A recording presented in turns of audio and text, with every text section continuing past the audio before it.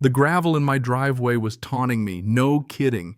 One tiny gray pebble, smooth and oval, barely wider than a thumbnail, and according to my digital caliper, it measured 0.83 inches. That's a criminal offense around here.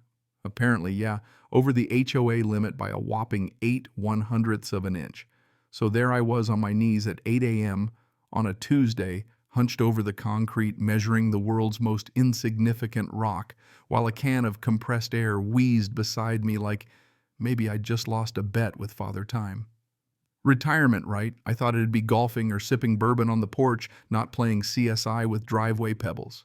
But if you want to know where it started, it wasn't the gravel. It was that smug, cream-colored envelope jammed under my windshield wiper, HOA crest in gold like they're the Supreme Court or something. I knew before I opened it, violation notice bylaw 6 subsection D paragraph 4 for excessive driveway debris. $150 just for that, and the wording was so official, so absurd you'd think I dumped a landfill out front.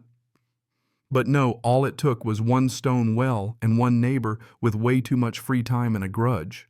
That neighbor, Marjorie Vance, our HOA president, who if she could would probably have installed a moat and alligators around Meadowview Heights just to keep the lawns uniform. I'm Nathan Brooks, 50 years old, recently retired after a couple decades running my own cybersecurity firm. Not a billionaire, but comfortable enough that Sarah, my wife, started hinting.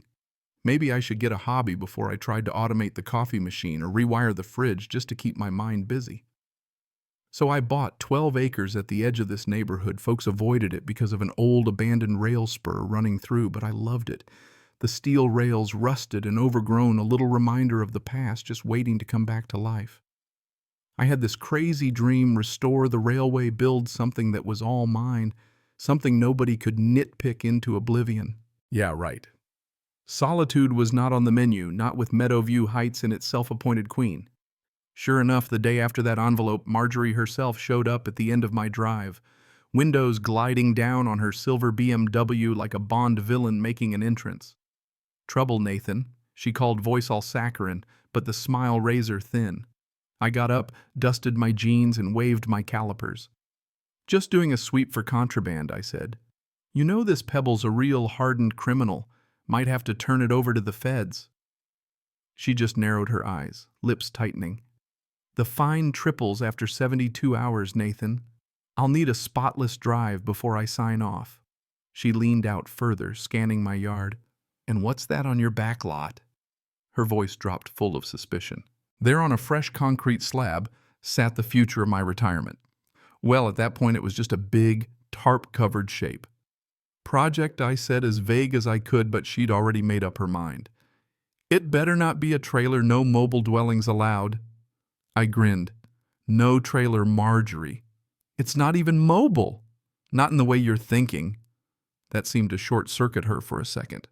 But the next day, the real fun started. Vince, my go-to contractor, burly and loud and built like a tank, showed up with his crew, 3 Silverados and a flatbed, hauling a compact excavator.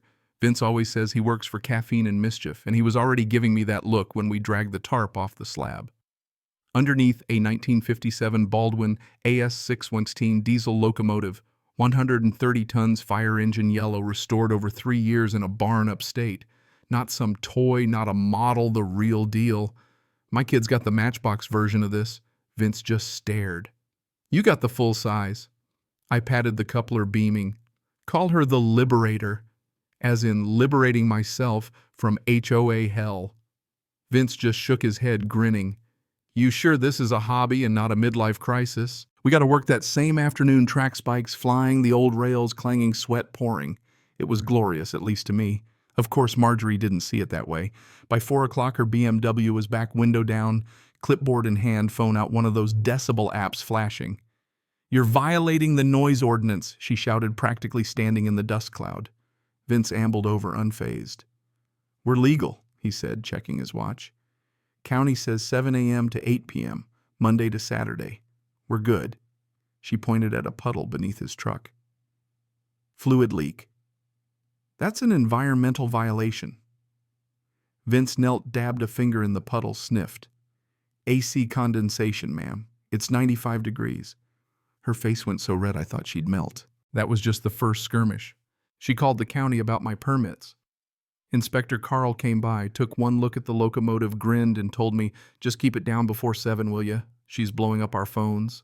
Next, she snapped photos of Vince's portable toilet and sent them to the board, claiming it was a permanent structure.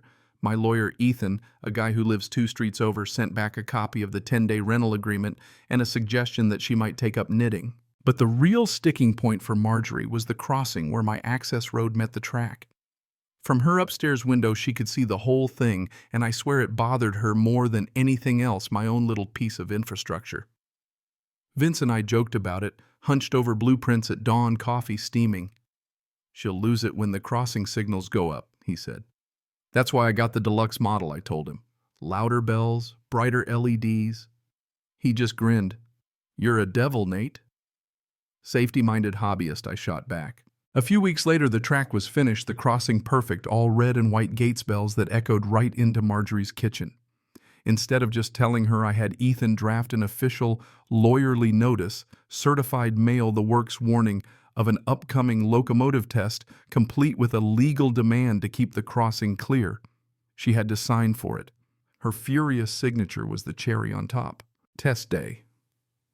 Saturday, 2 p.m. Sun bright as a blowtorch, neighbors peeking through curtains pretending not to care.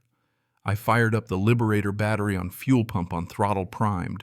That engine started with a roar, 16 cylinders rumbling so deep you felt it in your bones.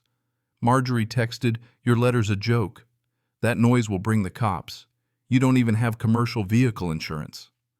I replied, "It's a hobby, insured for more than your house. Keep the crossing clear at 2.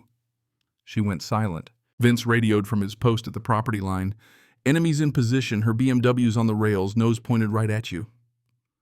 I could almost see Marjorie's smile from inside the cab.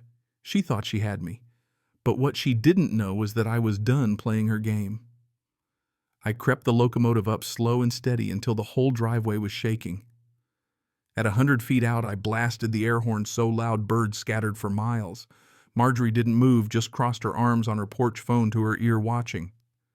I called her. "I'm with 911, she snapped. "You're harassing me with that monstrosity. Move your car in 60 seconds or I will," I told her, voice flat as a railroad spike.